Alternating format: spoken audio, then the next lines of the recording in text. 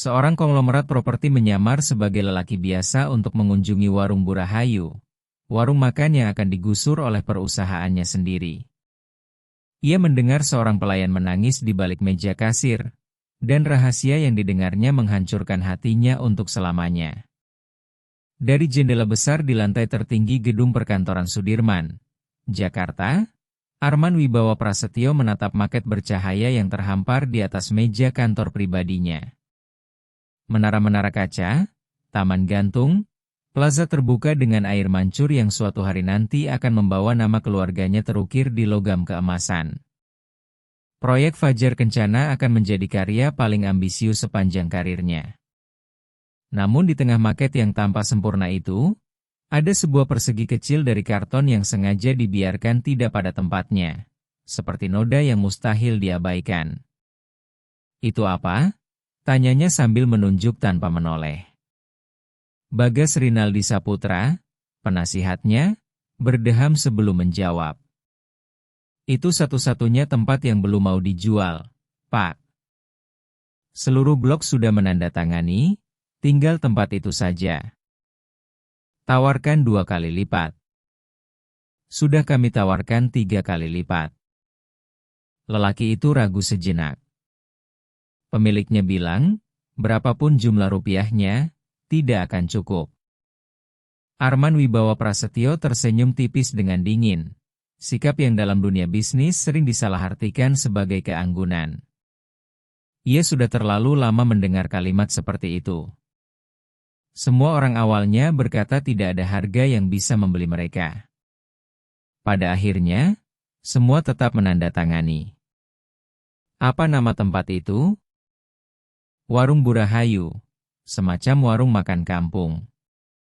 Sudah puluhan tahun berdiri di sana. Warung makan kampung, ulangnya, seolah kata-kata itu terdengar lucu. Dan hanya karena dapur tua, kita harus menghentikan proyek bernilai miliaran rupiah? Kita bisa memaksa pengosongan, Pak. Semua berkas sudah siap. Tinggal tanda tangan Bapak. Arman Wibawa Prasetyo tidak langsung menjawab. Di luar, malam turun di atas Jakarta dan menyalakan ribuan jendela milik orang lain.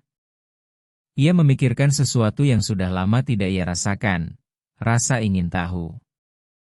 Ia ingin tahu orang seperti apa yang begitu keras mempertahankan beberapa meja dan kursi ketika ia bisa pergi dengan kantong penuh uang. Sebelum aku menandatangani apapun, katanya pelan, aku ingin melihatnya dengan mataku sendiri. Saya bisa menjadwalkan kunjungan resmi besok pagi. Tidak. Tidak ada kunjungan resmi. Ia melonggarkan dasinya dan meletakkannya di sandaran kursi. Kalau aku datang dengan jas, pengacara, dan rombongan, mereka hanya akan menunjukkan apa yang mereka ingin aku lihat. Aku ingin melihat kenyataannya. Malam itu juga, Arman Wibawa Prasetyo melakukan sesuatu yang belum pernah ia lakukan. Ia menyimpan jam tangan mewah yang harganya setara mobil, mengenakan topi lusuh dan jaket sederhana, lalu turun melalui pintu servis seperti pegawai biasa, tanpa sopir pribadi, tanpa pengawal, tanpa nama. Untuk pertama kalinya setelah bertahun-tahun, tidak ada seorang pun di jalan yang tahu siapa dirinya. Ia berjalan melewati beberapa blok menuju kampung tua yang terancam digusur. Jalanannya sederhana, dengan trotoar retak dan lampu jalan yang berkedip-kedip, jenis tempat yang selama ini hanya ia lihat dari balik kaca mobil yang melaju. Di ujung sebuah gang, di antara pintu-pintu toko yang sudah tutup dan papan bertuliskan dijual, ia menemukan cahaya hangat yang tumpah ke trotoar, seolah ingin memeluk siapapun yang lewat. Di atas pintu, dengan huruf-huruf yang dicat tangan, tertulis Warung Bu Rahayu. Ia mendorong pintu, dan lonceng kecil berbunyi di atas kepalanya. Yang menyambutnya adalah gelombang hangat, aroma nasi putih panas, soto Betawi yang dimasak perlahan, percakapan yang saling bertumpuk, dan tawa yang tidak berusaha dipelankan. Dinding bata dipenuhi foto-foto lama, serbet bergambar coretan anak-anak, dan sebuah jam dinding yang selalu terlambat tetapi tidak dipedulikan siapapun.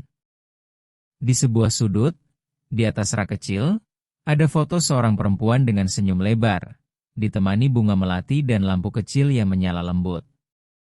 Arman Wibawa Prasetyo berdiri di ambang pintu, kebingungan.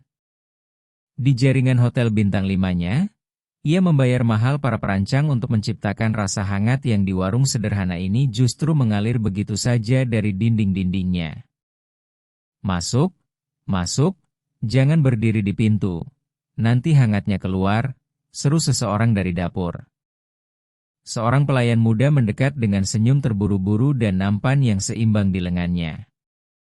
Duduk di mana saja, semua kosong kecuali meja paling belakang. Datang sendiri? Sendiri, jawabnya, dan kata itu terasa lebih berat daripada yang ia duga. Sebentar saya bawakan menu, tapi saya kasih tahu dulu, yang harus Bapak pesan itu sotonya. Yang lain enak, tapi soto ini memang beda. Arman Wibawa Prasetyo duduk di dekat jendela. Di sebuah sudut tempat ia bisa melihat tanpa terlalu terlihat. Ia memperhatikan gadis itu bergerak di antara meja-meja. Ia tidak sekadar berjalan, ia seperti melayang. Ia mengantarkan makanan kepada Pak Darmawan dan membantu merapikan kursinya. Ia juga sempat menggendong bayi milik Bu Melati agar ibunya bisa makan dengan tenang. Ia mencatat pesanan tanpa pensil, hanya mengandalkan ingatan, sambil tertawa mendengar lelucon buruk para pelanggan tetap seolah-olah itu pertama kalinya ia mendengar semuanya. Larasati Purnama, kamu lupa menagih saya lagi, protes Pak Darmawan dari salah satu meja. Saya tidak lupa, Pak, jawab Larasati Purnama sambil mengedipkan mata. Hari ini warung yang traktir, tapi jangan bilang siapa-siapa, nanti saya dimarahi. Lelaki tua itu tertawa, tetapi Arman Wibawa Prasetyo tidak. Ada sesuatu dalam pemandangan itu yang menekan dadanya dengan cara yang tidak bisa ia namai. Ini untuk Bapak, kata Larasati Purnama, meletakkan di depannya semangkuk soto Betawi panas, sepiring nasi putih, kerupuk, dan perkedel kecil. Kelihatannya Bapak datang dengan lapar yang berat. Saya belum pesan. Saya tahu Bapak belum pesan, tapi wajah Bapak seperti sudah lama tidak makan sesuatu yang dibuat dengan hati. Ia menatapnya sedikit lebih lama, seolah bisa membaca isi dirinya. Makan pelan-pelan, Pak. Di sini tidak ada yang memburu-buru Bapak. Lalu ia pergi sebelum Arman Wibawa Prasetyo sempat menjawab. Arman Wibawa Prasetyo menunduk menatap mangkuk di depannya.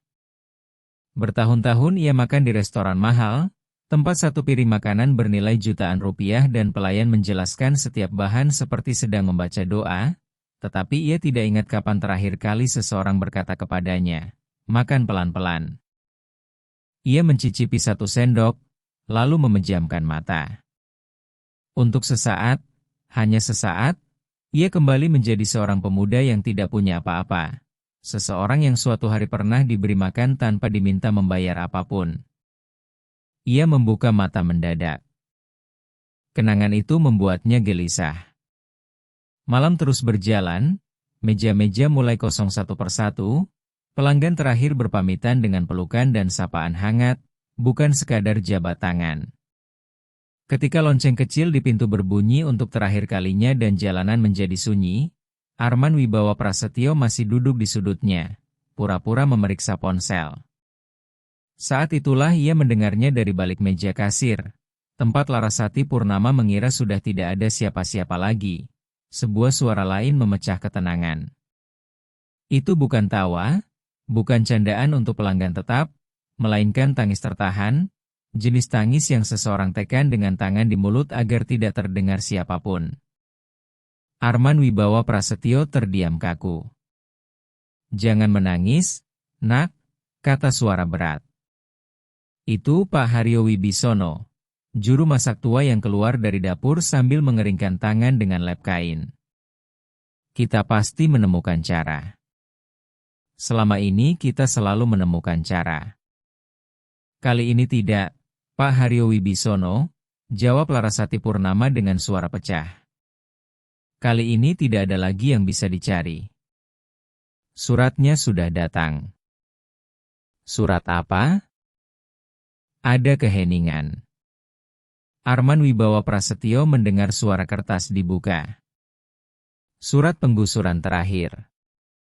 Larasati Purnama menarik napas dalam, berusaha tetap berdiri tegak. Kita hanya punya waktu sampai akhir bulan. Setelah itu alat berat datang. Tapi kamu bilang pengacara itu? Dedi Firmansyah mundur. Katanya melawan orang-orang ini tidak mungkin, mereka terlalu besar. Suaranya benar-benar runtuh. Saya sudah mencoba semuanya, Pak. Saya mengetuk semua pintu, dan di balik semua pintu itu ada nama yang sama. Nama apa? Grup Puncak Cakrawala. Di sudutnya, Arman Wibawa Prasetyo seakan berhenti bernapas. Grup Puncak Cakrawala adalah miliknya. Itulah grup usaha yang berdiri di balik proyek Fajar Kencana. Namanya sendiri, yang tersembunyi di balik puluhan perusahaan dan tanda tangan, adalah nama yang menakuti gadis yang pada malam yang sama telah memberinya makan tanpa tahu siapa dirinya. Ibu membuat saya berjanji tidak akan melepaskan tempat ini, lanjut Larasati Purnama, dan kali ini ia tidak lagi mampu menahan diri. Ibu membuat saya bersumpah dengan tangan di dada bahwa warung ini harus tetap buka, karena inilah satu-satunya yang tersisa dari beliau. Dan saya gagal, Pak Haryo Wibisono.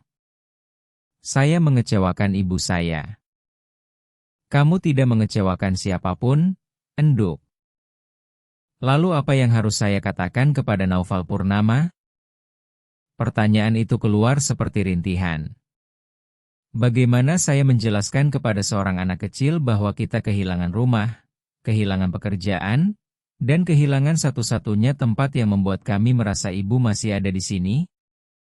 Lelaki tua itu tidak tahu harus menjawab apa. Siapapun tidak akan tahu. Arman Wibawa Prasetyo mendengar gadis itu jatuh terduduk di bangku belakang meja kasir dan menangis dengan wajah tertutup kedua tangan. Ia menangisi selembar kertas yang ditandatangani di lantai 35 oleh seorang lelaki yang belum pernah benar-benar menginjak kampung itu. Selembar kertas yang hanya membutuhkan satu tanda tangan terakhir. Tanda tangannya. Arman Wibawa Prasetyo berdiri pelan dengan jantung berdebar aneh, hampir menyakitkan. Ia meninggalkan beberapa lembar rupiah di atas meja, nilainya 10 kali lipat dari makanan yang ia santap. Lalu berjalan menuju pintu, berusaha tidak menimbulkan suara. Namun sebelum keluar, suara Larasati Purnama kembali mencapainya untuk terakhir kali, ditujukan kepada foto Bu Rahayu Purnama di rak kecil seperti sebuah doa. Tunggu saya sedikit lagi, Ibu. Ibu selalu bilang suatu hari dia akan kembali, bahwa pemuda yang dulu Ibu tolong saat tidak punya siapa-siapa akan kembali untuk menyelamatkan kita. Tawanya terdengar pahit, kalah, dan hancur. Tapi sekarang tidak ada lagi yang kembali, Ibu. Tidak ada. Lonceng kecil berbunyi. Pintu tertutup, dan Arman Wibawa Prasetyo berdiri di trotoar yang dingin dengan topi lusuh ditarik rendah hingga hampir menutupi matanya. Sementara satu pertanyaan menancap di dadanya seperti pisau. Pemuda yang mana? Arman Wibawa Prasetyo tidak tidur malam itu, juga malam berikutnya.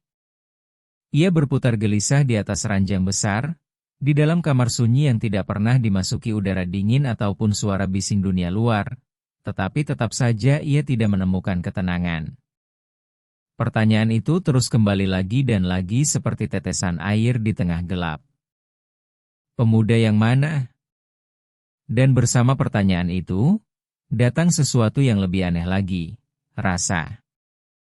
Soto Betawi sederhana yang ia cicipi di warung Bu Rahayu masih hidup dalam ingatannya. Membandel, tidak mungkin dilupakan. Ia yakin itu bukan pertama kalinya ia merasakan rasa itu. Namun sekeras apapun ia menggali ingatan, ia tidak bisa menemukan di mana atau kapan. Selama beberapa hari, ia mencoba kembali ke rutinitasnya. Ia menandatangani kontrak, memimpin rapat, tersenyum di depan kamera, tetapi setiap kali memejamkan mata, ia mendengar suara pecah Larasati Purnama berbicara kepada foto Bu Rahayu Purnama di bawah cahaya lampu kecil. Suatu hari pemuda yang ibu tolong akan kembali. Sampai akhirnya ia tidak tahan lagi. Suatu sore, tanpa memberitahu siapapun, ia kembali mengenakan topi lusuh dan jaket sederhana milik lelaki biasa, lalu berjalan lagi menuju kampung tua yang terancam digusur di Kebon Kacang, Jakarta Pusat. Ia berkata kepada dirinya sendiri bahwa ia hanya ingin memastikan kondisi tempat itu, bahwa ini hanyalah kunjungan teknis, bahwa ia adalah pemilik yang sedang memeriksa investasinya, tetapi jauh di dalam hati ia tahu dirinya sedang berbohong. Ia datang karena rasa itu. Ia datang karena pertanyaan itu. Lonceng kecil kembali berbunyi ketika ia mendorong pintu warung Bu Rahayu. Pada jam itu hanya ada sedikit meja yang terisi. Cahaya masuk dengan cara yang berbeda, lebih lembut, dan tempat itu seolah bernapas pelan seperti jantung yang sedang beristirahat. Juru masak tua itu langsung mengenalinya begitu melihatnya. "Wah, lihat siapa yang datang," kata Pak Haryo Wibisono sambil muncul dari dapur dengan senyum lelah. Si penyendiri kembali juga. "Saya kira kami tidak akan melihat Bapak lagi." Arman Wibawa Prasetyo mencari kata-kata. "Saya ingin mencicipi lagi sotonya." "Ah, berarti Bapak sudah jadi orang kami." Lelaki tua itu tertawa serak. "Duduk saja, saya panaskan sendiri." Arman Wibawa Prasetyo duduk di sudut yang sama seperti sebelumnya. Ketika mangkuk itu datang dalam keadaan mengepul, ia ragu sejenak sebelum mencicipinya. Lalu ia membawa sendok ke mulut, memejamkan mata, dan semua suara Jakarta menghilang. Inilah rasa itu. Rasa yang sama, rasa dari seumur hidup yang lalu. Tiba-tiba, tanpa meminta izin, sebuah kenangan menerobos masuk ke kepalanya. Ia melihat dirinya sendiri jauh lebih muda, kurus, kotor, tidur di kolong jembatan Manggarai karena tidak punya tempat tujuan. Ia melihat dirinya masuk dengan tubuh gemetar karena lapar ke sebuah warung makan kampung, berniat mencuri sesuatu untuk dimakan. Dan ia melihat dirinya berdiri di hadapan seorang perempuan bercelemek, yang bukannya mengusirnya, malah mendudukannya di meja, menyajikan semangkuk penuh makanan, lalu berkata dengan senyum yang tidak pernah lagi ia temukan pada siapapun. "Makan pelan-pelan, nak. Di sini tidak ada yang memburu-buru kamu." Arman Wibawa Prasetyo membuka mata mendadak. Sendok di tangannya bergetar. Kalimat itu adalah kalimat yang sama yang diucapkan Larasati Purnama kepadanya pada malam pertama, tanpa tahu apa artinya bagi dirinya. Sama persis, kata demi kata, seolah waktu melipat dirinya sendiri. "Bapak baik-baik saja?" tanya Pak Haryo Wibisono, yang memperhatikannya dari meja kasir. Wajah Bapak pucat. "Resep ini," kata Arman Wibawa Prasetyo dengan suara lebih rendah daripada yang ia inginkan. "Milik siapa?" "Milik Bu Rahayu Purnama." Lelaki tua itu mengatakannya seperti sedang menyebut nama yang suci. "Milik siapa lagi?" "Tempat ini memakai nama beliau karena sebuah alasan, meski beliau sudah tidak bersama kami." Pak Haryo Wibisono mendekat sambil mengeringkan tangan, lalu duduk di hadapannya tanpa meminta izin, seperti orang tua yang merasa seseorang perlu mendengar. "Beliau sudah pergi beberapa waktu lalu, tapi saya mau mengatakan satu hal. Ada orang yang meninggal lalu menghilang, dan ada orang yang meninggal tetapi tetap tinggal. Bu Rahayu Purnama tetap tinggal. Beliau ada di setiap mangkuk yang keluar dari dapur itu. Arman Wibawa Prasetyo tidak berkata apa-apa. Ia tidak mampu. Bapak tahu kenapa soto ini rasanya seperti ini? Lanjut lelaki tua itu sambil menatap jauh ke satu titik. Karena Bu Rahayu Purnama tidak memasaknya untuk dijual. Beliau memasaknya untuk menyelamatkan orang. Kesini semua orang masuk, yang punya uang maupun yang tidak punya apa-apa. Dan siapapun yang datang dengan lapar yang berat, beliau tidak pernah meminta bayaran. Beliau menyajikan makanan, menyuruh mereka duduk, lalu selalu mengatakan hal yang sama.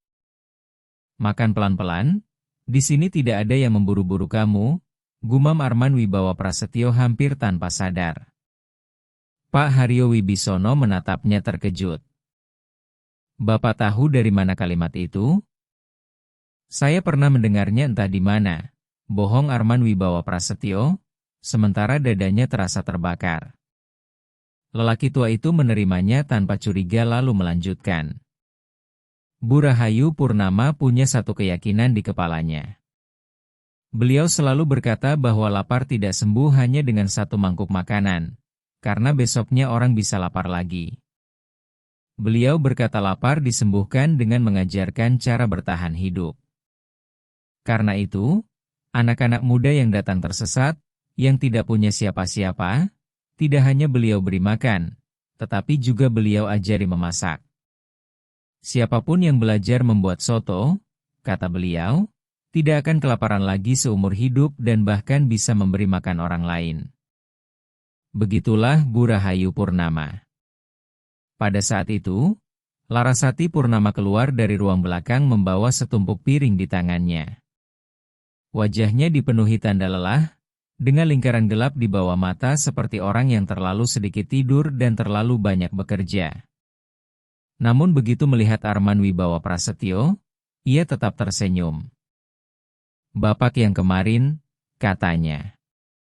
Sudah saya bilang, soto ini bikin orang kembali. Saya kembali karena itu, jawab Arman Wibawa Prasetyo, berusaha menahan tatapannya agar badai di dalam dirinya tidak terlihat. Larasati Purnama meletakkan piring-piring itu di meja kasir, lalu berhenti sejenak di depan sudut tempat foto perempuan tersenyum itu berada, ditemani bunga melati dan lampu kecil yang menyala lembut. Ia merapikan bingkai foto dengan kelembutan yang menyakitkan untuk dilihat. Ia berbicara pelan, mengira tidak ada yang mendengar. Selamat malam, Ibu. Hari ini pengunjungnya tidak banyak, tapi orang-orangnya baik. Arman Wibawa Prasetyo merasa ada sesuatu yang retak di dalam dirinya. Gadis itu memikul beban mimpi orang lain di pundaknya. Ia menopang satu tempat penuh hanya karena sebuah janji, dan ia melakukannya tanpa mengeluh, tetap tersenyum kepada orang asing seperti dirinya. Kuat sekali anak itu, ya? Kata Pak Haryo Wibisono, yang sejak tadi mengikuti arah pandangannya. Lebih kuat dari ibunya, dan itu tidak mudah. Kenapa dia tidak menjualnya? Tanya Arman Wibawa Prasetyo, dan pertanyaan itu terdengar lebih kasar daripada yang ia maksudkan. Kalau mereka menawarkan uang yang sangat banyak, kenapa dia tidak mengambilnya lalu hidup lebih tenang? Pak Haryo Wibisono menatapnya lama, seolah sedang menimbang isi hatinya. Karena ada hal-hal yang tidak bisa dijual, Pak, jawabnya dengan suara rendah. Sebelum pergi, Bu Rahayu Purnama membuatnya berjanji satu hal. Beliau menggenggam tangan Larasati Purnama dengan sisa tenaga terakhir dan membuatnya bersumpah bahwa apapun yang terjadi, tempat ini harus tetap buka. Karena kenangan? Tanya Arman Wibawa Prasetyo. Bukan. Lelaki tua itu menggeleng. Karena harapan. Bu Rahayu Purnama menunggu seseorang. Jantung Arman Wibawa Prasetyo mulai berdetak keras. Siapa yang beliau tunggu? Seorang pemuda.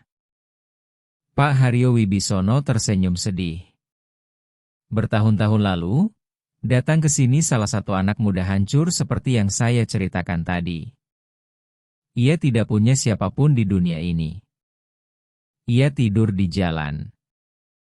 Bu Rahayu Purnama memungutnya seperti beliau memungut semua orang yang tersesat. Beliau memberinya makan, mengajarinya memasak, memperlakukannya seperti anak sendiri. Tetapi untuk yang satu ini kasih sayangnya berbeda. Beliau melihat sesuatu dalam dirinya. Katanya, anak itu punya api di dalam dada, dan suatu hari akan pergi jauh. Arman Wibawa Prasetyo hampir tidak bisa bernapas. Lalu apa yang terjadi dengannya? Bu Rahayu Purnama punya sedikit tabungan, hasil mengumpulkan rupiah demi rupiah sepanjang hidup. Lelaki tua itu berhenti sejenak, dan di matanya berkilau rasa kagum sekaligus duka. Lalu suatu hari, beliau mengambil seluruh uang itu sampai rupiah terakhir dan memberikannya kepada pemuda itu. Beliau berkata, "Pergilah, buat gerobak soto kaki limamu sendiri, masak soto yang sudah ibu ajarkan, dan beri makan dunia." Beliau menyuruhnya terbang, mengerti? Beliau menyerahkan tabungan dan resepnya, dua hal paling berharga yang beliau punya, tanpa meminta apapun sebagai balasan. Tidak meminta apapun, kata itu keluar dari mulut Arman Wibawa Prasetyo seperti keluhan. Tidak ada. Hanya satu hal. Pak Haryo Wibisono mengangkat satu jari. Beliau memintanya kembali suatu hari nanti. Kalau hidupnya sudah baik, kembalilah walau hanya untuk menyapa. Makan semangkuk soto, duduk sebentar. Hanya itu yang beliau minta. Keheningan tebal jatuh di atas meja. Di luar, sebuah bus kota lewat dan membuat kaca jendela bergetar. Dan dia kembali? Tanya Arman Wibawa Prasetyo. Meskipun ia sudah tahu jawabannya, dan jawaban itu membakarnya dari dalam. Tidak pernah. Lelaki tua itu menunduk. Tidak pernah kembali. Tahun demi tahun berlalu, tidak ada kabar. Bu Rahayu Purnama menunggunya seumur hidup. Setiap kali lonceng kecil di pintu berbunyi, beliau mengangkat kepala dengan harapan bahwa yang datang adalah pemuda itu. Beliau selalu bilang tidak marah, mungkin hidup pemuda itu sudah sangat berhasil, mungkin ia sibuk, mungkin pemuda itu tidak melupakannya. Karena itulah, sebelum meninggal, beliau meminta Larasati Purnama agar tidak pernah menutup tempat ini. Bapak tahu kenapa? Arman Wibawa Prasetyo menggeleng, tidak sanggup bicara. Supaya pada hari pemuda itu kembali, kata Pak Haryo Wibisono dengan mata basah, ia tahu di mana harus mencari beliau. Supaya ia menemukan pintu masih terbuka dan lampu masih menyala, menunggunya seperti biasa.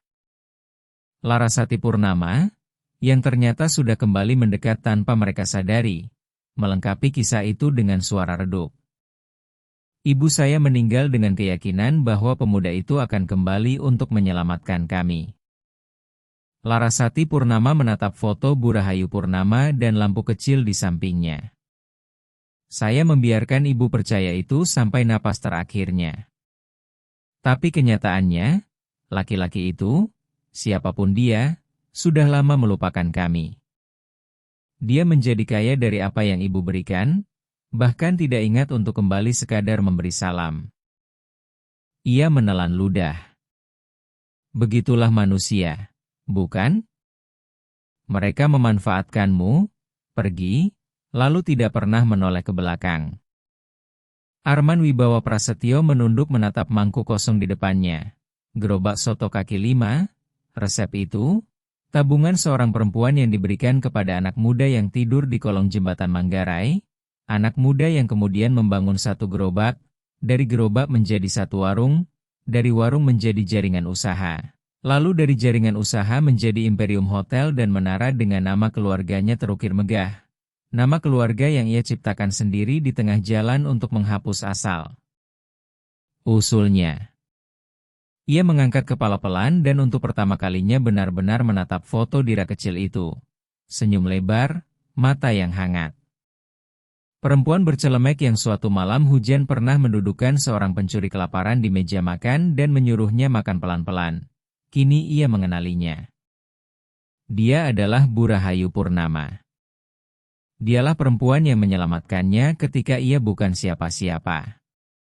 Perempuan yang namanya telah ia lupakan, wajahnya telah ia hapus, dan kebaikannya telah ia jadikan pijakan tanpa sekalipun menoleh ke belakang. Dan dia sendiri adalah pemuda yang tidak pernah kembali. Dialah laki-laki yang dikutuk Larasati Purnama tanpa tahu bahwa orang itu duduk tepat di hadapannya. Dan dialah pemilik alat berat yang dalam beberapa hari akan merobohkan tempat terakhir di mana Bu Rahayu Purnama masih terus menunggunya. "Bapak baik-baik saja?" tanya Larasati Purnama ketika melihatnya tiba-tiba berdiri. Bapak gemetar. Saya harus pergi," gagap Arman Wibawa Prasetyo, meninggalkan uang di atas meja tanpa menghitungnya. Ia keluar ke jalan tanpa menoleh ke belakang, persis seperti yang pernah ia lakukan bertahun-tahun lalu. Namun kali ini ia tidak melarikan diri dari rasa lapar, kali ini ia melarikan diri dari dirinya sendiri. Arman Wibawa Prasetyo bukan lagi lelaki yang sama, yang dulu menatap Jakarta dari ketinggian seolah ia pemilik setiap cahaya yang menyala.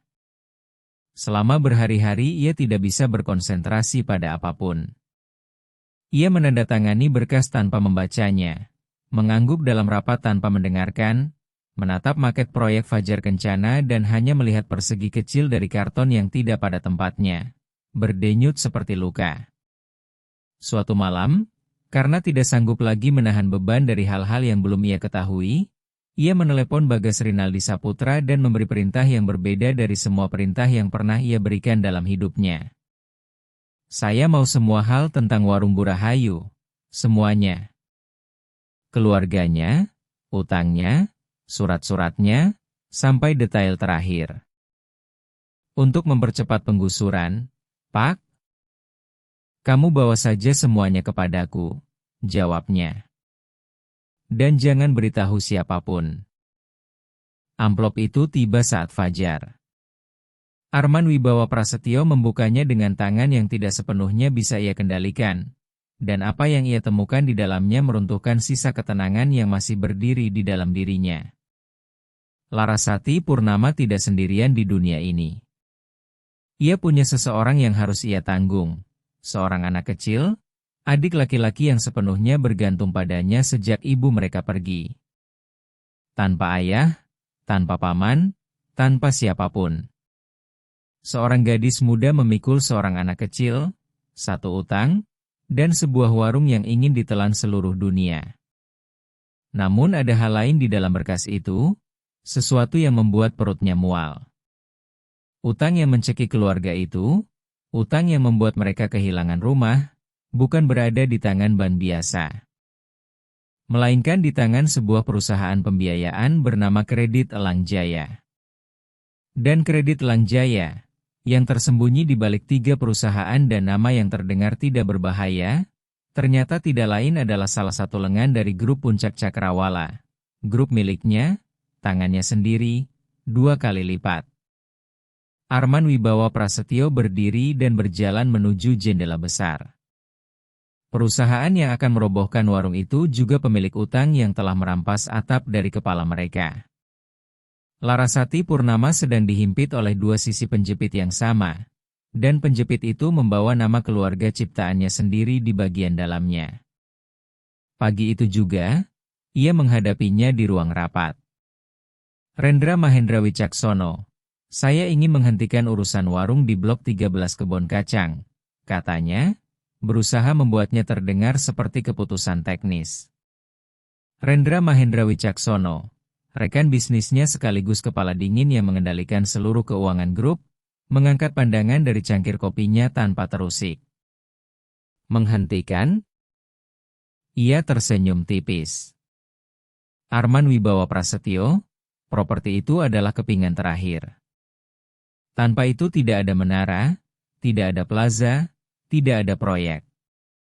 Kita punya investor yang menunggu, kita punya jadwal. Itu hanya satu warung, tapi bisa menjadi presiden." Rendra Mahendra Wicaksono meletakkan cangkirnya dengan lembut, seperti seseorang yang sedang menggeser bidak catur. Kalau kita mengalah pada satu keluarga, besok semua orang akan menuntut hal yang sama. Seluruh warga kampung akan melihat kelemahan kita. Kamu tahu berapa banyak yang kita rugikan setiap hari kalau pekerjaan dihentikan?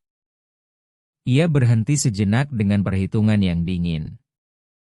Saya tidak mengenal serangan hati nurani seperti ini darimu, rekan. Kamu sendiri yang selalu bilang bahwa perasaan adalah kemewahan yang tidak mampu dibayar orang miskin, dan kita pun tidak mampu membayarnya. Arman Wibawa Prasetyo terdiam. Itu adalah kalimatnya sendiri. Kalimat itu dikembalikan kepadanya seperti cermin, dan untuk pertama kalinya ia tidak menyukai bayangan yang terlihat di sana. Batas waktunya tetap akhir bulan, tambah Rendra Mahendra Wicaksono, kembali menunduk ke berkas-berkasnya. Alat berat masuk akhir bulan. Jangan jadikan ini urusan pribadi. Dari awal ini tidak pernah pribadi. Ini hanya tanah. Hanya tanah. Arman Wibawa Prasetyo ingat bahwa ia sendiri sudah berkali-kali mengucapkan kata-kata yang sama tanpa sedikit pun suaranya bergetar. Sore itu ia kembali ke kampung tua di Kebon Kacang, Jakarta Pusat. Ia tidak tahu apa yang akan ia lakukan. Ia hanya tahu bahwa ia perlu melihat sekali lagi apa yang akan dihancurkan oleh tanda tangannya. Lonceng kecil berbunyi ketika ia masuk ke warung Burahayu. Aroma nasi hangat dan soto menyambutnya seperti biasa, tetapi kali ini ada sesuatu yang berbeda di sudut dekat dapur. Sebuah meja kecil terpisah dari meja lainnya, tempat seorang anak laki-laki sedang menggambar dengan lidah sedikit terjulur karena begitu serius berkonsentrasi. Di sampingnya ada segelas susu dan buku gambar lusuh yang penuh coretan warna-warni. "Selamat sore," kata anak itu sambil mengangkat kepala dengan senyum yang tidak meminta apapun dari siapapun. "Bapak orang yang selalu datang sendirian itu, ya?" Arman Wibawa Prasetyo kehilangan kata-kata sesaat. "Iya," jawabnya. "Itu saya." "Kamu siapa?" "Naufal Purnama." Anak itu menegakkan tubuh dengan bangga. "Saya anak Burahayu Purnama." "Yah, ibu sudah tidak ada. Tapi saya tetap anak ibu." Larasati Purnama bilang seseorang tetap menjadi anak ibunya selamanya, meskipun ibunya sudah pulang ke sisi Tuhan. Juru masak tua yang paling lama berada di dapur itu menjulurkan kepala dari balik pintu. "Naufal Purnama, jangan ganggu pelanggan." "Tidak apa-apa," kata Arman Wibawa Prasetyo. Dan itu benar. Ia duduk dekat meja kecil anak itu. "Kamu menggambar apa?" "Warung." Naufal Purnama memutar buku gambarnya dengan hikmat. "Lihat, ini pintunya, ini dapurnya, dan yang ini ibu saya. Saya selalu menggambar ibu seperti ini, tersenyum, karena ibu memang selalu tersenyum. Kak Laras bilang selama saya menggambar ibu belum benar-benar pergi." Arman Wibawa Prasetyo menatap gambar sederhana tetapi indah tentang seorang perempuan bercelemek dengan senyum lebar, dan ia merasa udara di dadanya menghilang. "Gambarmu bagus," akhirnya ia berhasil berkata. "Bapak tahu bagian terbaiknya?" Anak itu merendahkan suara seperti sedang membagikan harta rahasia. "Suatu hari akan datang seorang bapak ajaib." "Seorang bapak ajaib?" "Iya." Naufal Purnama mengangguk dengan seluruh keyakinan yang dimiliki seorang anak. "Ibu saya pernah menolong seorang pemuda ketika dia miskin dan tidak punya siapa-siapa. Lalu pemuda itu tumbuh menjadi orang kaya dan kuat. Ibu bilang suatu hari dia akan kembali untuk menolong kami, karena orang baik selalu membalas kebaikan. Jadi saya menunggunya. Setiap hari saya melihat ke arah pintu. Mungkin hari ini harinya, kan?" Arman Wibawa Prasetyo merasa tanah di bawah kakinya terbuka. Anak itu menatap langsung ke matanya, menunggu jawaban, tanpa tahu bahwa bapak ajaib dalam ceritanya sedang duduk di hadapannya, berpakaian seperti lelaki biasa, diam dan hancur. Mungkin, gumam Arman Wibawa Prasetyo dengan tenggorokan tercekat. Mungkin hari ini harinya. Saat itulah Larasati Purnama muncul sambil mengeringkan tangan, dengan senyum yang tetap ia pertahankan meskipun tubuhnya tampak lelah. Sepertinya Bapak sudah berkenalan dengan kepala meja di sini, katanya sambil mengacak rambut adik laki-lakinya dengan sayang. Naufal Purnama, selesaikan tugasmu dulu, nanti kamu malas lagi. Sebentar lagi, Kak Laras. Larasati Purnama menatap Arman Wibawa Prasetyo sedikit lebih lama daripada seharusnya. Ada sesuatu yang berubah di matanya sejak terakhir kali. Bukan hanya keramahan lagi, melainkan kewaspadaan. Boleh saya tanya sesuatu? Katanya sambil menyilangkan tangan. 2 kali Bapak datang ke sini, Bapak meninggalkan uang jauh lebih banyak dari harga makanan. Jauh lebih banyak. Lalu Bapak cepat pergi tanpa menunggu kembalian. Saya tidak sadar, bohong Arman Wibawa Prasetyo. Begini, bukan berarti saya mengeluh soal tip, lanjut Larasati Purnama tanpa melepaskan tatapannya. Tapi di kampung ini, tidak ada orang yang memberi uang begitu saja tanpa alasan. Dan Bapak datang sendirian, hampir tidak bicara, lalu melihat semuanya seperti ingin menghafalnya. Ia sedikit memiringkan kepala. Sebenarnya Bapak ini siapa? Jantung Arman Wibawa Prasetyo berdetak begitu keras sampai ia mengira gadis itu bisa mendengarnya. Untuk 1 detik yang terasa abadi, kebenaran naik sampai ke bibirnya. Ia ingin mengatakan semuanya, ingin jatuh berlutut dan meminta maaf, tetapi rasa takut lebih besar daripada keberanian. Saya hanya seorang laki-laki yang lelah makan sendirian, katanya akhirnya. Dan ini satu-satunya tempat di mana saya tidak merasa sendirian. Sesuatu dalam jawaban itu melemahkan kecurigaan Larasati Purnama, meskipun tidak sepenuhnya. Tatapannya melunak, lalu ia mengangguk pelan. Baiklah. Di sini Bapak akan selalu punya meja, itu saya janji. Larasati Purnama tersenyum dengan kelelahan yang seolah tidak ada ujungnya. Selama kami masih punya warung. Tentu saja. Dan di dalam kalimat terakhir itu, yang hampir terdengar seperti candaan, tersembunyi seluruh ketakutan di dunia. Arman Wibawa Prasetyo baru saja hendak menjawab ketika ia mendengarnya, sebuah suara kering dan tertahan dari meja kecil di sudut. Naufal Purnama sudah berhenti menggambar. Tubuhnya membungkuk, 1 tangan menekan dada, berjuang menarik napas dengan bunyi siulan kecil yang menyakitkan. Naufal Purnama. Larasati Purnama melintasi ruangan hanya dalam 2 langkah dan berlutut di depannya. Lihat Kak Laras, sayang. Bernapas pelan-pelan bersama Kak Laras, seperti yang kamu ajarkan ke Kak Laras. Ingat, tarik napas, keluarkan. Anak itu mengangguk dengan mata penuh air, berusaha mengikuti irama suara kakak perempuannya. Pak Haryo Wibisono sudah berlari membawa segelas air putih.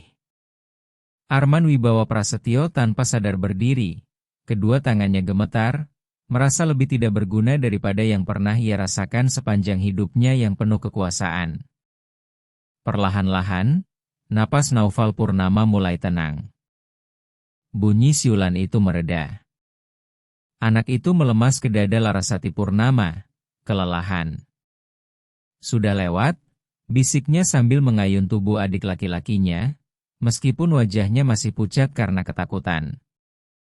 Sudah lewat, sayang. Kak Laras di sini. Dia baik-baik saja? Tanya Arman Wibawa Prasetyo. Larasati Purnama menatapnya dari balik bahu adik laki-lakinya, Dan untuk pertama kalinya ia tidak menyembunyikan kenyataan di balik senyum. Dokter bilang dia membutuhkan tempat yang tenang. Sehat, tidak lembab, dan bebas debu. Suaranya nyaris hanya seutas benang. Itulah sebabnya saya bertarung sekeras ini untuk tempat ini. Di dalam sini dia terlindungi. Dia dekat dengan saya. Dia menghirup udara bersih dari dapur ibu saya. Ia memeluk anak itu lebih erat. Kalau kami diusir ke jalan, saya tidak tahu apa yang akan terjadi padanya. Dan itu satu-satunya hal yang tidak bisa saya biarkan. Sore itu, Arman Wibawa Prasetyo keluar ke trotoar dingin dan bersandar ke dinding karena kedua kakinya tidak sanggup menopang tubuhnya. Kini ini bukan sekadar warung, bukan sekadar utang, melainkan hidup seorang anak kecil yang menunggu setiap hari sambil menatap pintu, tanpa tahu bahwa bapak ajaib dalam ceritanya adalah lelaki yang sama yang akan merobohkan satu-satunya tempat perlindungannya pada akhir bulan. Dan di atas sana, di dalam kantor berdinding kaca, Rendra Mahendra Wicaksono sudah menandatangani semua izin. Dini hari itu, Arman Wibawa Prasetyo mengambil keputusan berani pertama dalam hidup dewasanya. Atau setidaknya begitulah yang ia kira. Ia menelepon Bagas Rinaldi Saputra sebelum fajar dan memberi instruksi yang sangat jelas, dibungkus dengan semua lapisan kerahasiaan yang bisa dibeli uang. Utang keluarga Purnama kepada kredit Elang Jaya.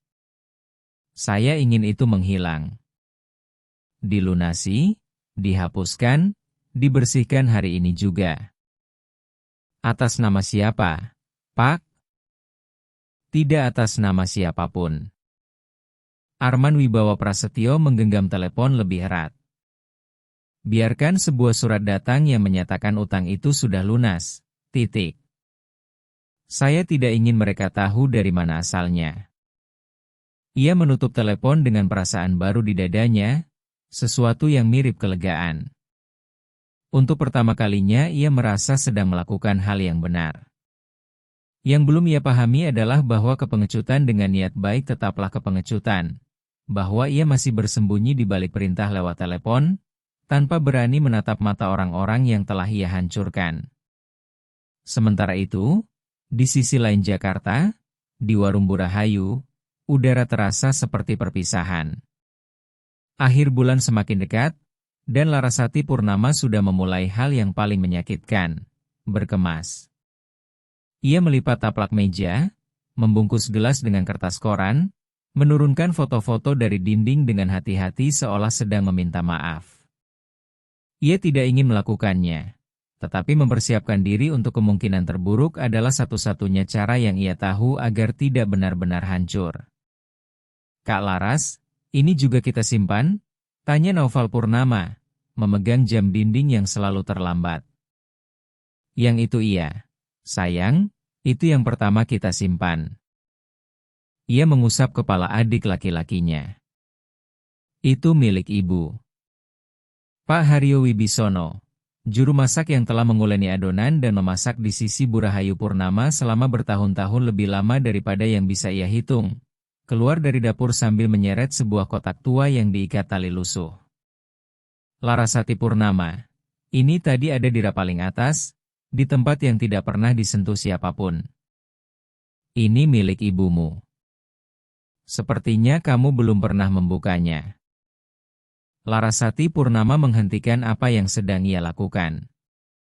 Ia mengenal kotak itu dari bentuknya, tetapi Burahayu Purnama tidak pernah membiarkannya membukanya. Barang-barang ibu, begitu kata beliau setiap kali, lalu mengganti pembicaraan. Kini, dengan tangan gemetar, Larasati Purnama membuka ikatan talinya. Di dalamnya ada sebuah dunia penuh kenangan. Surat-surat lama yang diikat pita, resep-resep yang ditulis di atas serbet, sebuah tasbih tua, dan di bagian paling bawah sebuah buku bersampul lunak yang mengembang karena terlalu sering dipakai, dengan tulisan tangan khas Burahayu Purnama memenuhi setiap halaman. Ini buku resep ibu, bisik Larasati Purnama sambil membalik halaman-halamannya dengan penuh hormat. Lihat, Pak, resep soto, bumbu kuah, perkedel, semuanya milik ibu ada di sini. Tetapi di salah satu halaman terakhir, ada sesuatu yang membuat Larasati Purnama berhenti. Itu bukan resep, melainkan surat yang ditulis Bu Rahayu Purnama untuk dirinya sendiri, atau mungkin untuk Tuhan, atau mungkin untuk seseorang yang tidak akan pernah membacanya. Larasati Purnama mulai membacanya keras-keras tanpa mampu menahan diri, dengan suara yang makin lama makin tipis. Hari ini pemuda saya pergi. Saya memberikan semua yang saya punya kepadanya, sampai rupiah terakhir, karena saya melihat di matanya api yang sama seperti api yang dulu saya lihat pada almarhum suami saya ketika pertama kali mengenalnya. Saya mengajarinya memasak agar ia tidak pernah kelaparan lagi.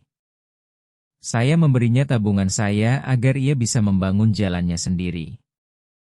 Saya tidak meminta apapun, hanya berharap suatu hari ia kembali, meski hanya untuk makan semangkuk soto dan menceritakan bagaimana hidupnya berjalan.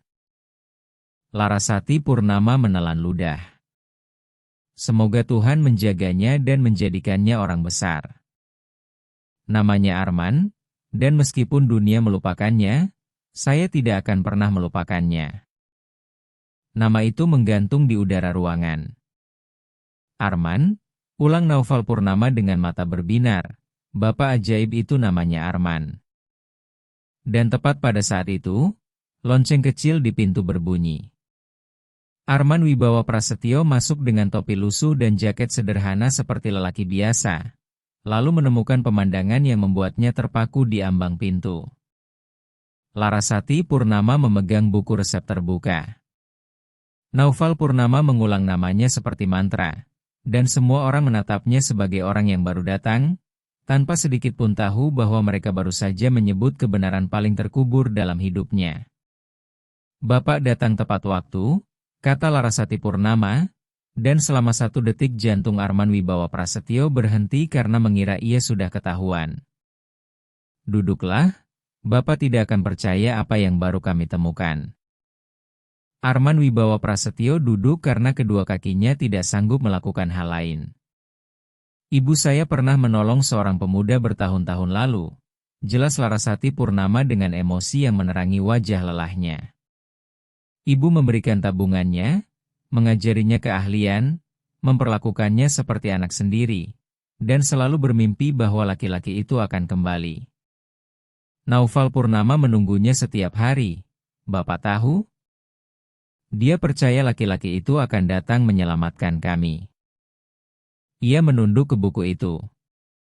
Saya dulu mengira ini hanya cerita yang ibu buat untuk memberi kami harapan, tapi ternyata ini nyata. Namanya Arman. Lalu apa yang akan kalian lakukan dengan itu? Tanya Arman Wibawa Prasetyo nyaris tanpa suara. Mencarinya. Larasati Purnama mengatakannya dengan tekad yang tajam. Saya tahu itu hampir mustahil. Saya tidak punya nama keluarganya. Saya tidak tahu dia tinggal di mana. Saya tidak punya apa-apa selain 1 nama dan foto tua ini. Tapi kalau laki-laki itu berhasil menjadi seseorang berkat ibu saya, mungkin, hanya mungkin, masih ada sedikit hati yang tersisa dalam dirinya. Mungkin kalau saya menemukannya dan menceritakan tentang Naufal Purnama, dia akan datang dan membantu kami. Ia menatap Arman Wibawa Prasetyo dengan permohonan yang tidak ia sadari sedang ia arahkan kepada orang yang tepat. Bapak tidak kenal siapapun yang bernama seperti itu, yang dulu memulai dari nol dengan gerobak soto kaki 5 lalu menjadi kaya? Arman Wibawa Prasetyo merasa setiap kata menancap seperti paku. Ada banyak orang bernama Arman di dunia ini. Jawabnya, membenci dirinya sendiri pada setiap suku kata. Saya tahu. Larasati Purnama menghela napas, kalah sesaat, lalu segera menyala lagi. Tapi tidak apa-apa. Saya tetap akan mencarinya. Demi Naufal Purnama, demi ibu. Saya berutang itu kepada 2 orang yang paling saya cintai dalam hidup.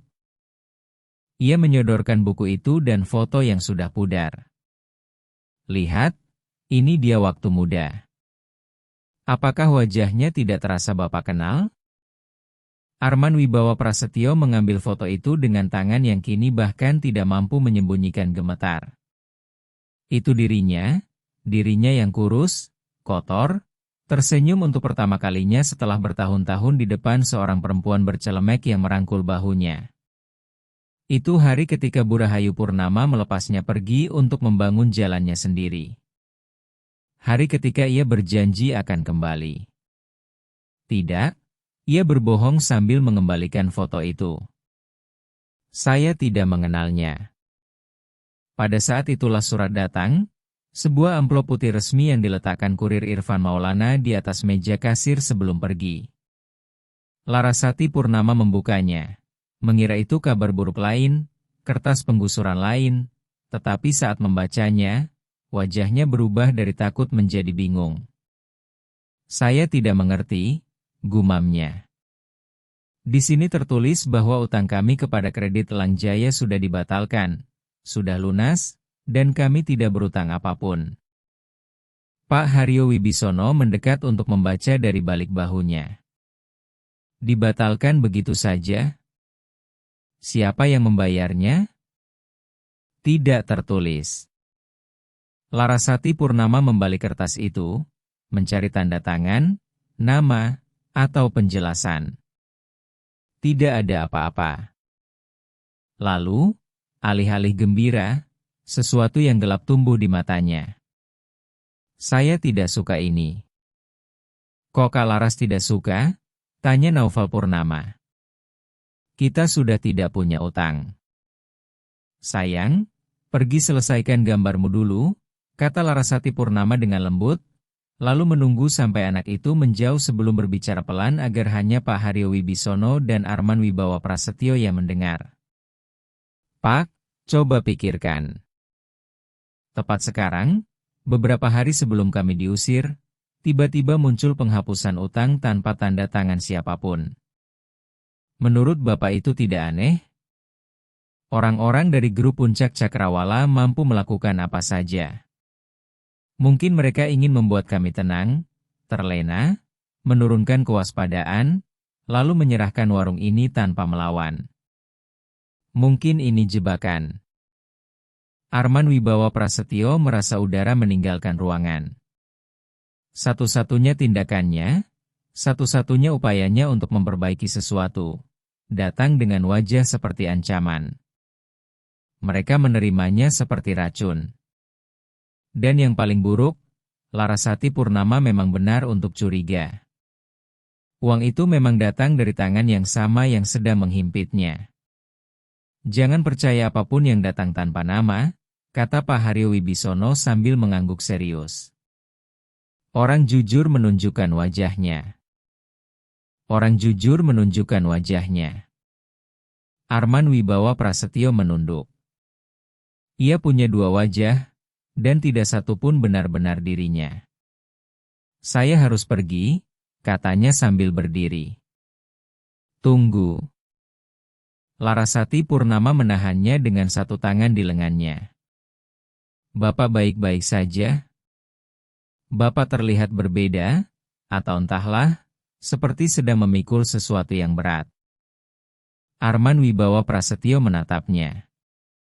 Begitu dekat dengannya perempuan yang sedang putus asa mencari laki-laki yang sebenarnya berdiri di hadapannya. Begitu dekat anak kecil yang menunggu bapak ajaib yang sebenarnya sudah datang. Begitu dekat buku tua tempat seorang perempuan yang telah meninggal menulis bahwa ia tidak akan pernah melupakannya. Saya sedang memikul sesuatu yang seharusnya sudah saya tinggalkan sejak lama, jawabnya. Dan itu adalah hal paling benar yang pernah ia katakan selama bertahun-tahun. Ia keluar ke jalan, dan malam itu, ketika Jakarta berkilau acuh tak acuh di bawah kakinya, Arman Wibawa Prasetyo memahami dua hal dengan kejernihan yang menyakitkan sampai ke tulang. Yang pertama, ia tidak bisa terus bersembunyi, bahwa tidak ada amplop tanpa tanda tangan, tidak ada perintah lewat telepon, tidak ada sumbangan tanpa nama yang bisa memperbaiki apa yang telah ia hancurkan. Bahwa orang jujur, seperti kata seorang juru masak bijak di warung makan kampung, menunjukkan wajahnya. Yang kedua, yang benar-benar menghancurkannya, adalah bahwa Larasati Purnama akan menghabiskan sisa tenaganya, sisa hari-harinya sebelum penggusuran, mencari ke seluruh Jakarta seorang laki-laki yang menatap matanya dan berbohong kepadanya. Waktu hampir habis, dan pemuda yang tidak pernah kembali itu harus segera memutuskan lelaki seperti apa yang ingin ia jadi.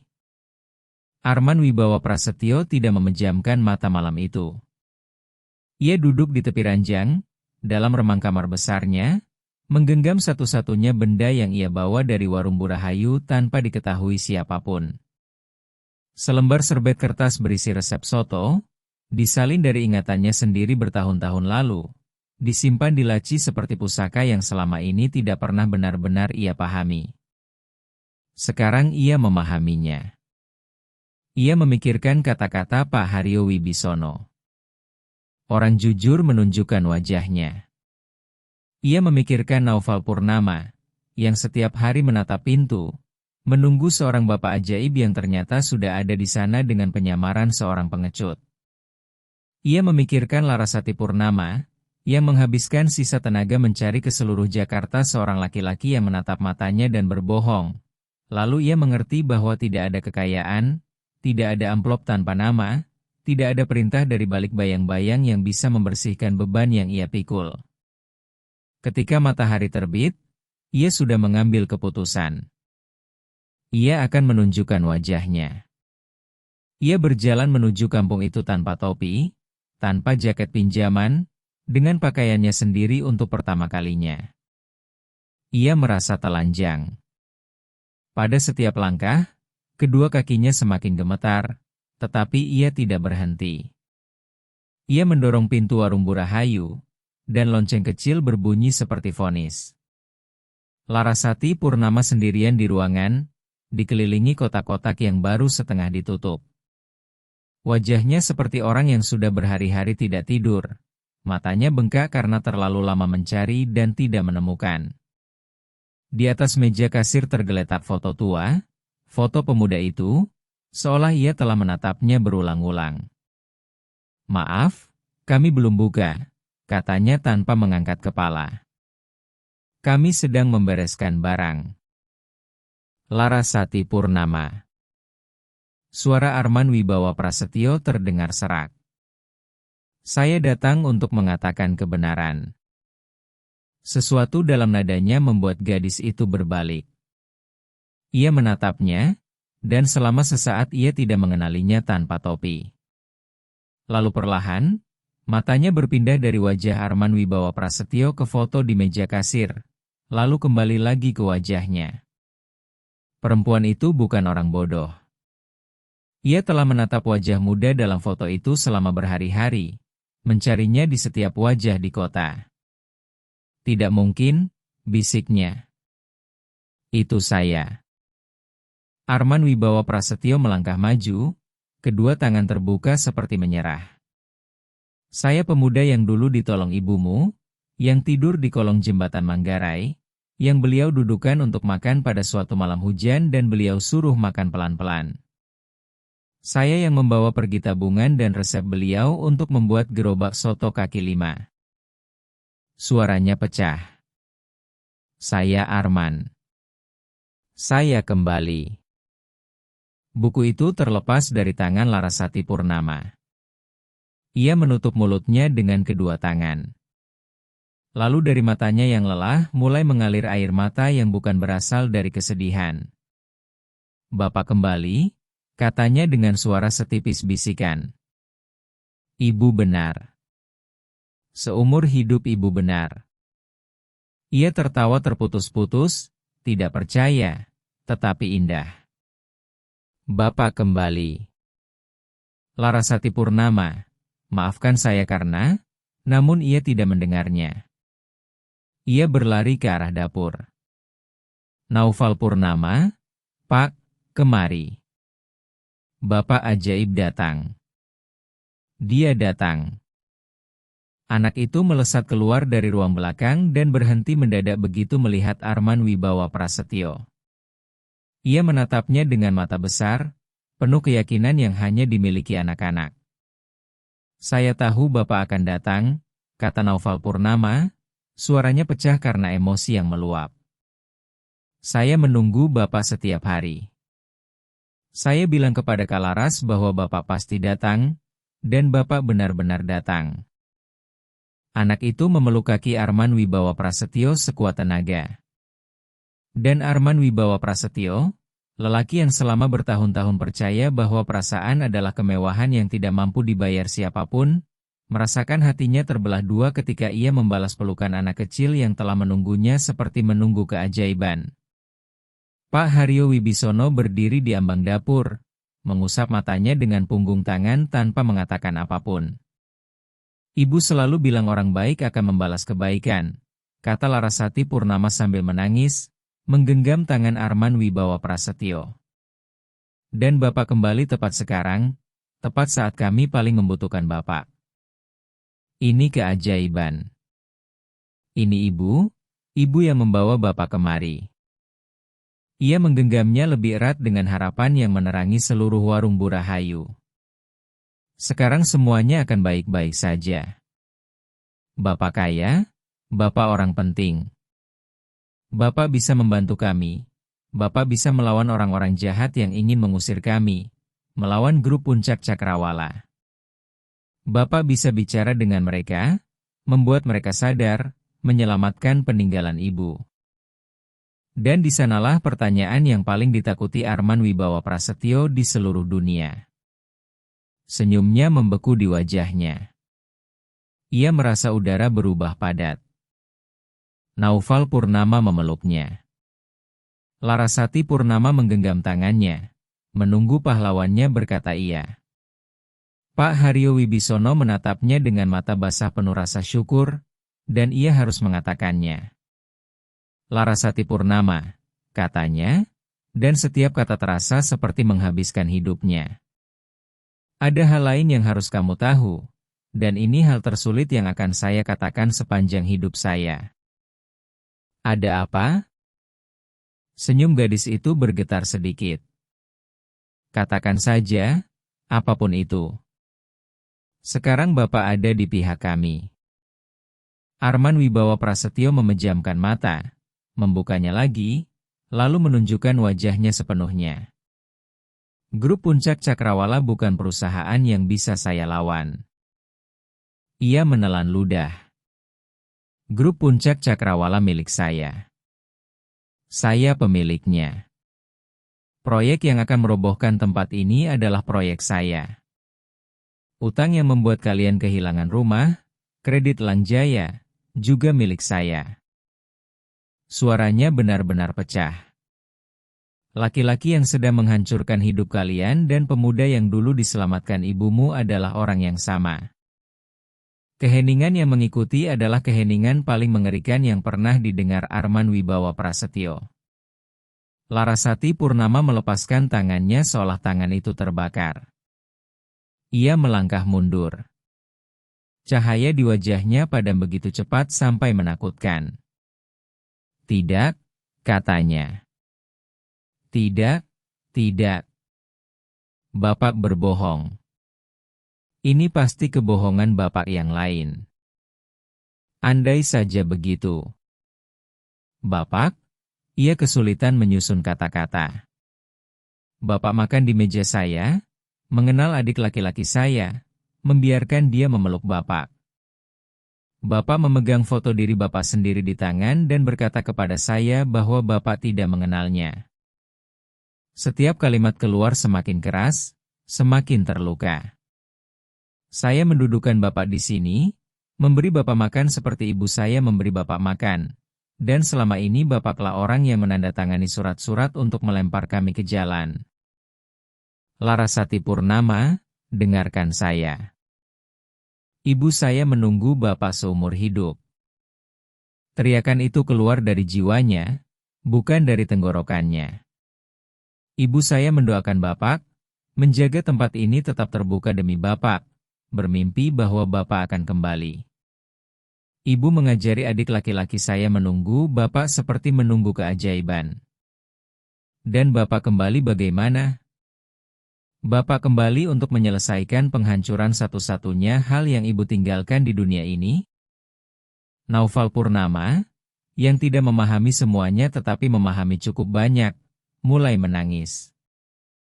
Kak Laras, apakah Bapak ajaib itu jahat?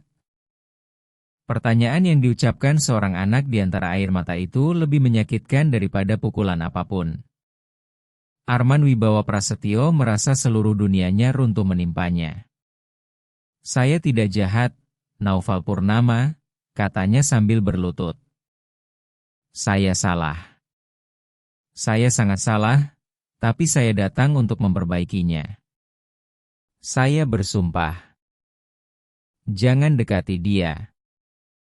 Suara Larasati Purnama membelah udara seperti kaca pecah. Ia menarik adik laki-lakinya ke arahnya, memeluknya. Saya bersumpah. Jangan dekati dia. Suara Larasati Purnama membelah udara seperti kaca pecah. Ia menarik adik laki-lakinya ke arahnya, memeluknya, melindunginya dari lelaki yang beberapa menit sebelumnya masih dianggap sebagai keajaiban. Jangan berani-berani. Larasati Purnama, tolong. Biarkan saya membantu. Saya bisa menghentikan semuanya. Saya bisa membantu. Air mata mengalir tanpa henti di wajahnya, tetapi suaranya sedingin es. Bapak tahu apa yang paling menyakitkan bagi saya? Bukan karena Bapak pemiliknya. Orang bisa membuat kesalahan, mengambil keputusan dingin tanpa tahu siapa yang dilukai. Itu mungkin masih bisa saya pahami. Larasati Purnama menatapnya dengan luka yang jauh lebih dalam daripada amarah. Yang tidak akan pernah saya maafkan adalah karena Bapak sudah tahu. Bapak sudah tahu sejak kedua kalinya Bapak masuk lewat pintu itu. Bapak melihat Naufal Purnama menunggu Bapak. Bapak melihat saya mencari Bapak seperti orang gila ke seluruh Jakarta. Bapak mendengar adik laki-laki saya bercerita tentang Bapak ajaib, dan Bapak tetap diam. Bapak membiarkan kami punya harapan. Bapak mempermainkan kami. Saya takut, aku Arman Wibawa Prasetyo. Dan itu adalah kebenaran paling telanjang dalam hidupnya. Sepanjang hidup, saya takut menoleh ke belakang, takut melihat dari mana saya berasal, takut melihat siapa yang saya tinggalkan di jalan. Ibu saya tidak takut memberikan semua yang ia punya kepada Bapak saat Bapak bukan siapa-siapa. Larasati Purnama mengatakannya dengan suara rendah, dan justru karena itu kata-katanya terasa dua kali lebih menyakitkan. Pergi. Pergi dari sini. Ia menunjuk ke pintu sambil memeluk Naufal Purnama erat-erat di dadanya. Simpan proyek Bapak, menara Bapak, uang Bapak. Robohkan dinding-dinding ini kalau Bapak mau, tapi jangan pernah masuk ke sini lagi. Saya lebih baik kehilangan semuanya daripada menerima sesuatu dari tangan laki-laki yang berbohong kepada seorang anak kecil dan menghancurkan hati perempuan yang sudah meninggal. Arman Wibawa Prasetyo berdiri pelan. Ia ingin mengatakan 1000 hal, tetapi tidak satu pun keluar dari mulutnya. Ia menatap untuk terakhir kalinya foto Bu Rahayu Purnama di rak kecil, lampu kecil yang menyala, perempuan dengan senyum lebar yang pada suatu malam hujan pernah menyelamatkan hidupnya, dan yang kini dari alam sana seolah melihatnya menghancurkan hati dua anaknya.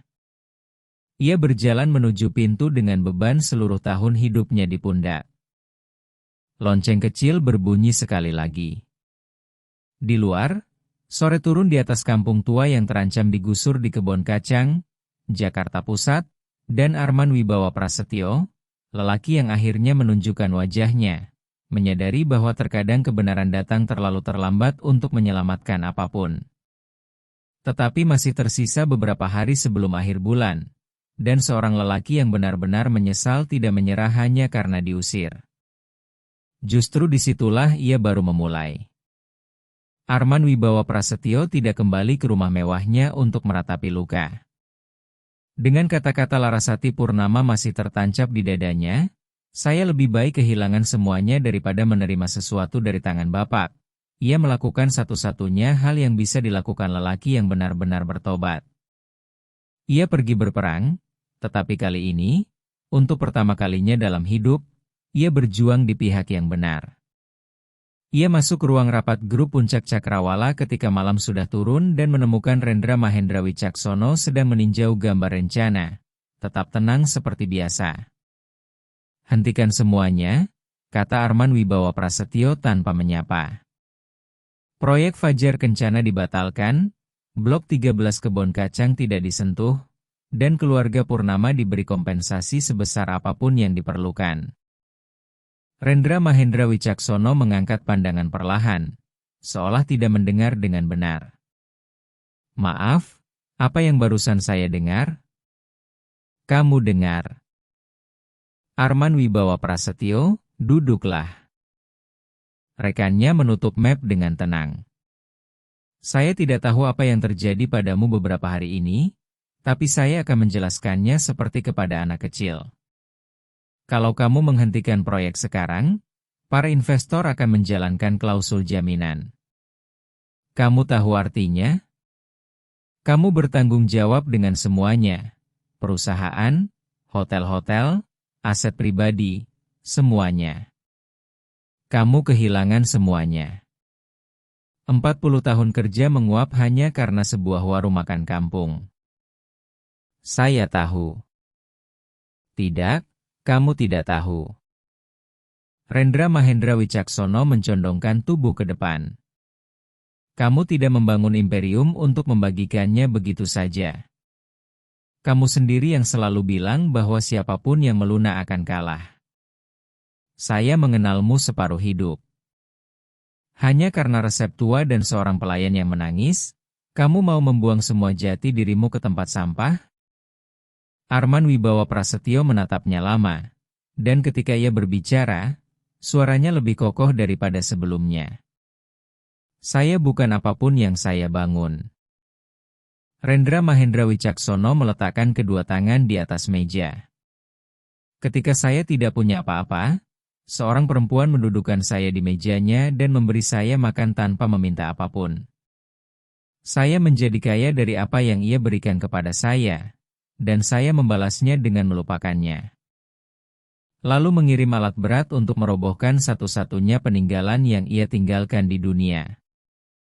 Ia menelan ludah.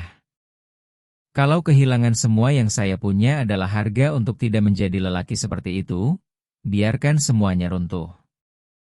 Hentikan alat berat. Itu perintah. Rendra Mahendra Wicaksono bersandar sambil mempelajarinya dengan dingin yang baru. Alat berat masuk akhir bulan. Itu sudah final. Suaranya turun satu nada. Izin sudah ditandatangani, regu sudah dikontrak, perintah sudah diberikan. Menghentikan semua itu tidak bisa dilakukan hanya dengan menjentikan jari. Ada proses, berkas, waktu.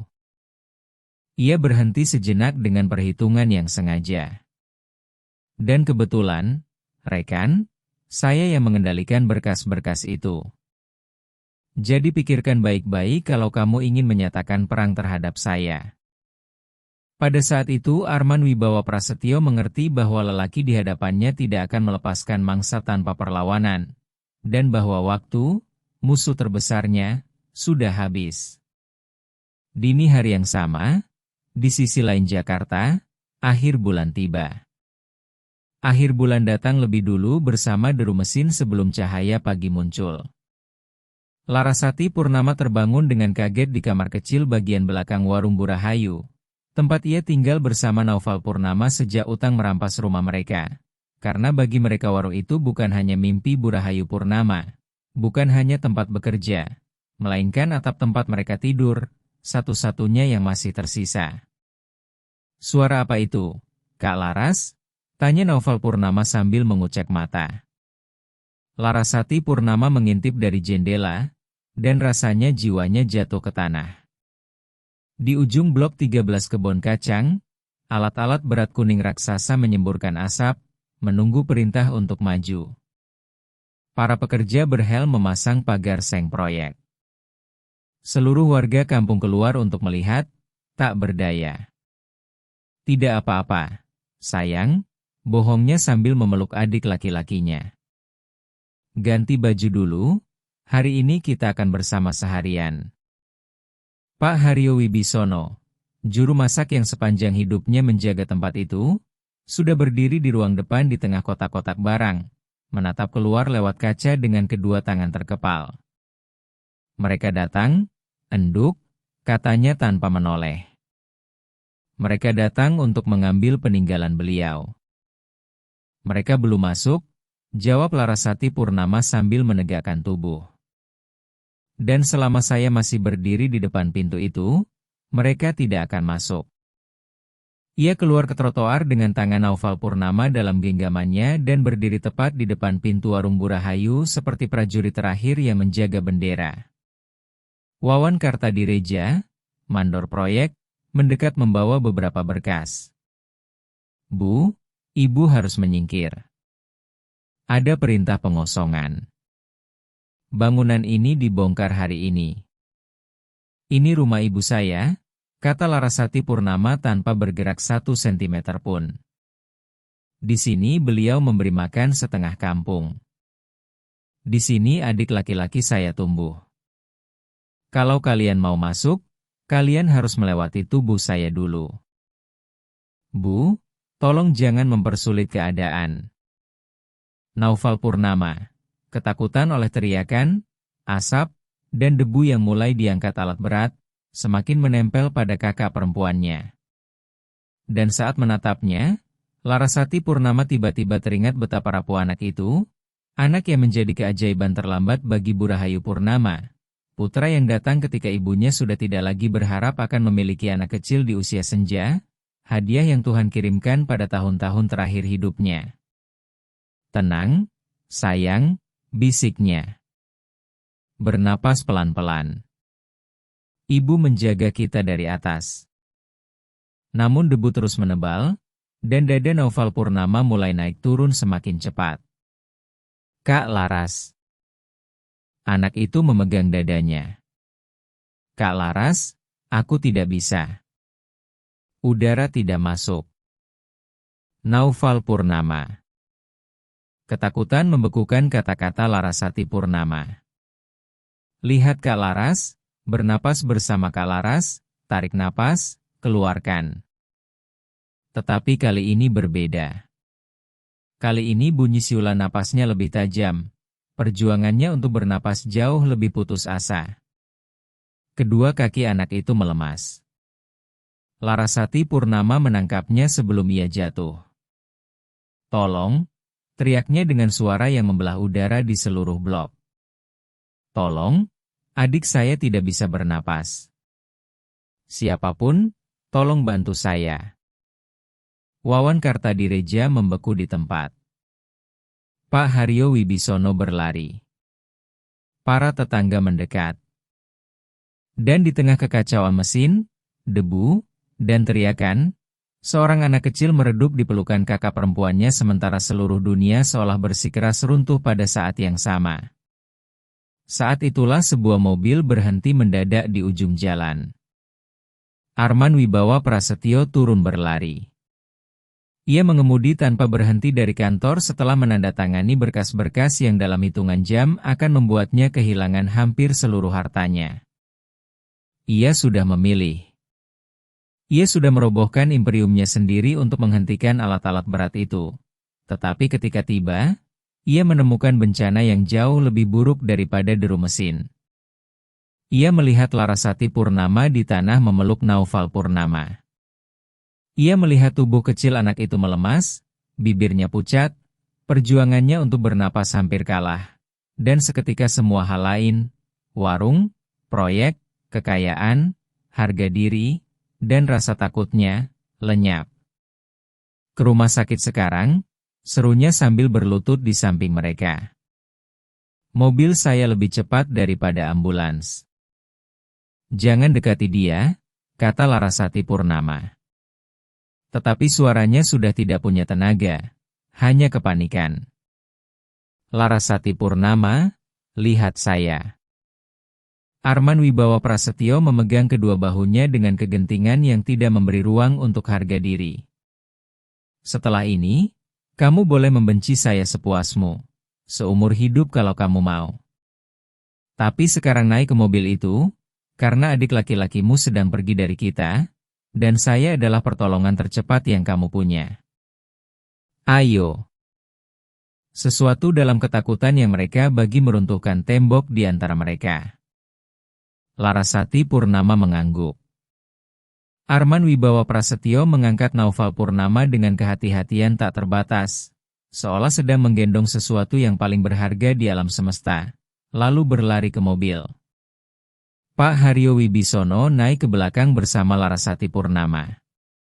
Alat berat, berkas, penggusuran, semuanya tertinggal dalam awan debu ketika mobil itu melaju secepat mungkin menuju RS Bina Sehat Menteng.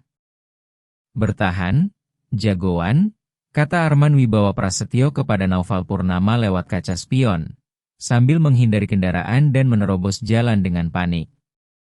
Bertahan, Bapak ajaib memegangmu. Saya tidak akan melepaskanmu. Kamu dengar?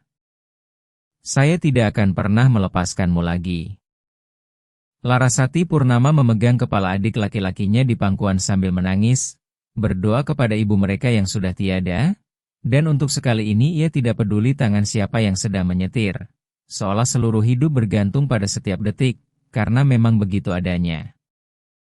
Mereka tiba di RS Bina Sehat Menteng dalam waktu yang terasa mustahil.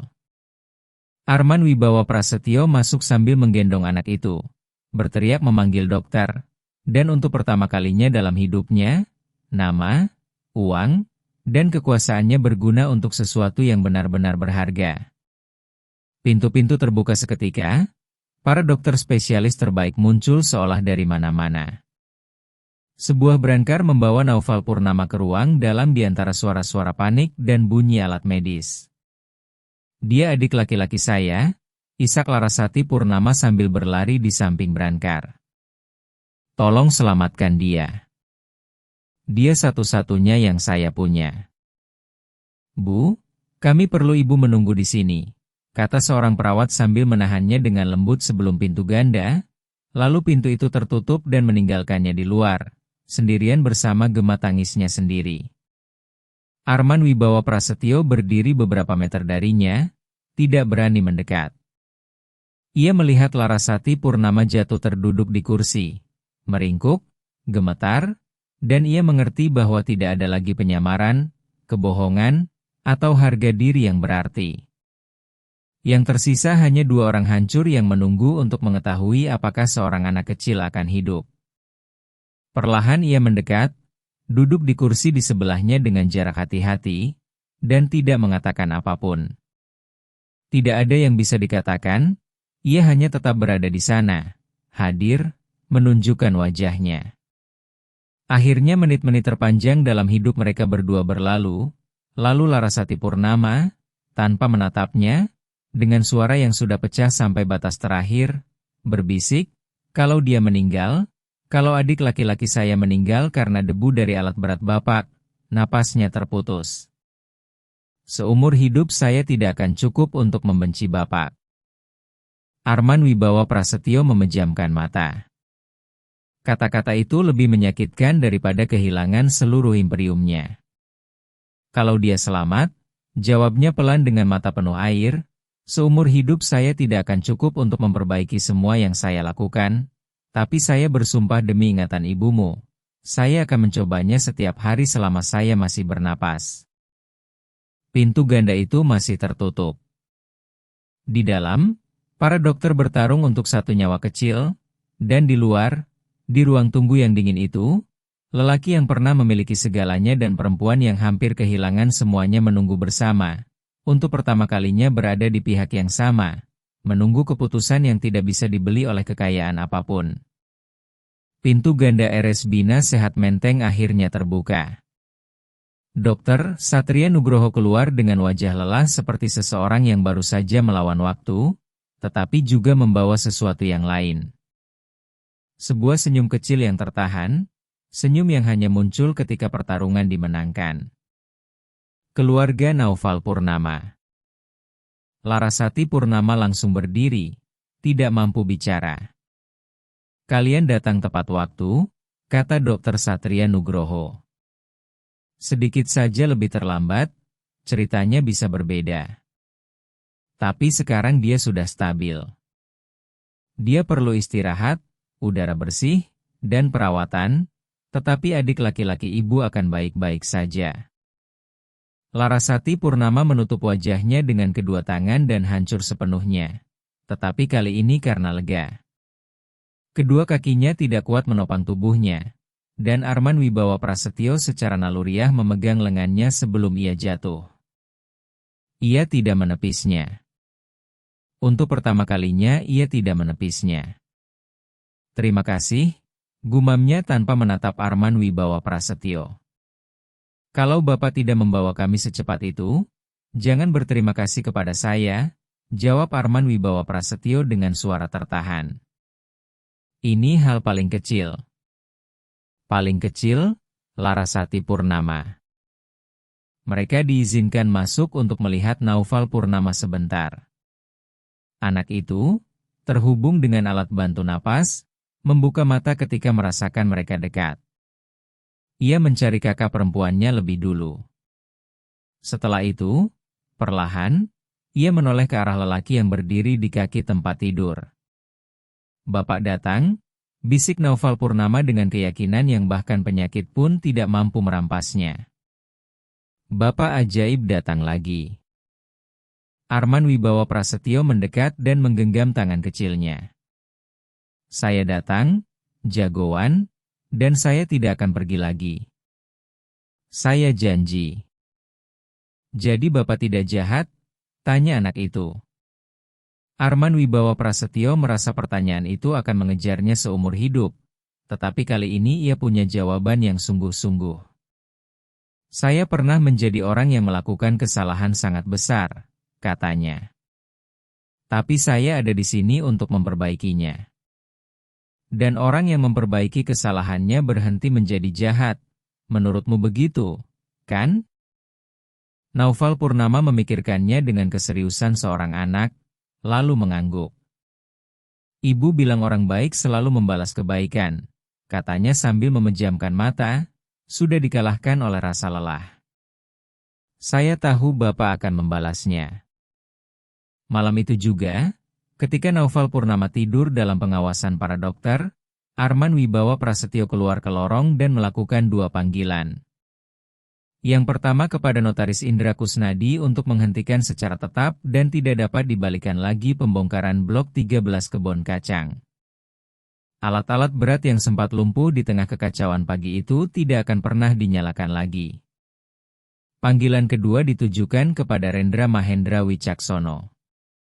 Semuanya sudah berakhir, kata Arman Wibawa Prasetyo. Saya membatalkan proyeknya. Saya menanggung klausul jaminan. Biarkan para investor mengeksekusinya. Kamu sedang membuang hidupmu ke tempat sampah, jawab Rendra Mahendra Wicaksono, tetap dingin sampai akhir. Hanya demi sebuah warung makan dan keluarga yang bahkan bukan keluargamu.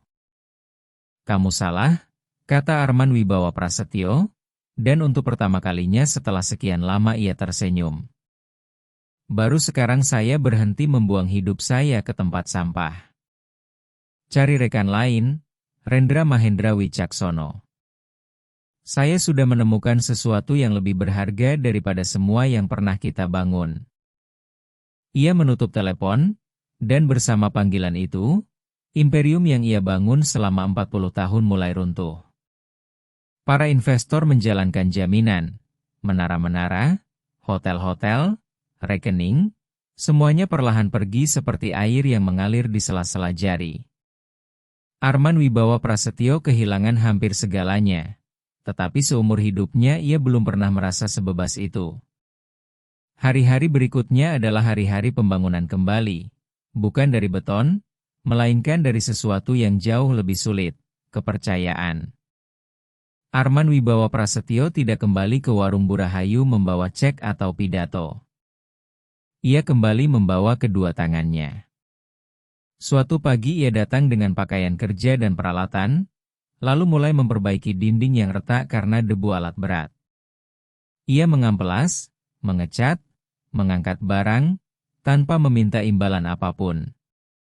Pak Haryo Wibisono, juru masak yang sepanjang hidupnya menjaga tempat itu, masih meliriknya dari sudut mata dengan curiga, sampai suatu hari ia menyodorkan segelas teh manis hangat tanpa mengucapkan sepatah kata pun. Itu adalah gencatan senjata. Larasati Purnama membutuhkan waktu lebih lama, dan ia berhak sepenuhnya untuk itu. Jangan salah paham, katanya suatu sore ketika Arman Wibawa Prasetyo sedang memperbaiki kusen pintu. Saya membiarkan Bapak berada di sini bukan berarti saya sudah memaafkan Bapak. Saya tahu, jawab Arman Wibawa Prasetyo tanpa berhenti bekerja. Saya tidak datang untuk meminta maafmu diberikan begitu saja. Saya datang untuk mendapatkannya. Meskipun itu memakan sisa hidup saya. Larasati Purnama menatapnya beberapa saat, lalu pergi tanpa menjawab. Namun keesokan harinya, di atas meja tempat ia bekerja, muncul sepiring makanan panas. Mereka tidak mengatakan apa-apa, dan memang tidak perlu. Seiring waktu, segala sesuatu perlahan menemukan tempatnya. Naufal Purnama pulih sepenuhnya. Udara bersih dari dapur, istirahat, dan kasih sayang melakukan sesuatu yang tidak bisa dijamin oleh rumah sakit manapun. Ia kembali menggambar di meja kecilnya di sudut, dan dalam gambar-gambarnya kini ada sosok baru di samping ibunya.